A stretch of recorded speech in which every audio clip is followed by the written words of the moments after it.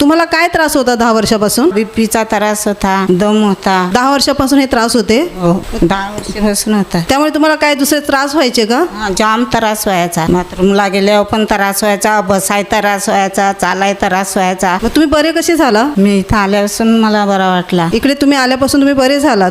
तुमचा blood pressure आणि दमा कसा गेला? एप्रिल महिन्यात तुम्ही गुड फ्रायडेला आलेलात या वर्षी, हां त्यापासून बरा झाला. त्या दिवसापासून तुम्ही बरे झालात. हा. आता तुम्हाला ब्लड प्रेशरचा दम्याचा त्रास होत नाही, काहीच नाही, दम लागत नाही, नाही दम नाही लागत, काय नाही आता. असं काम करताना वगैरे आता तुम्हाला काहीच त्रास होत नाही. काहीच त्रास नाही होत. देवाने पूर्णपणे बरं केलं. हां बरं केलं.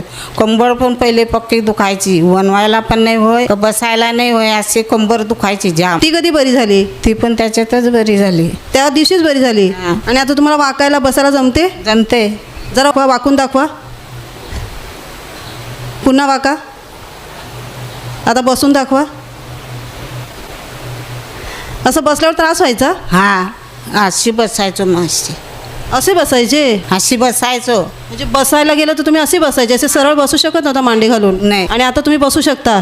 आता मस्त, आता काही त्रास होत नाही? काही त्रास नाही होय. उभे राहा. हा कमरेचा त्रास तुम्हाला कधीपासून होता? 10 वर्षापासूनच? 10 वर्षापासून.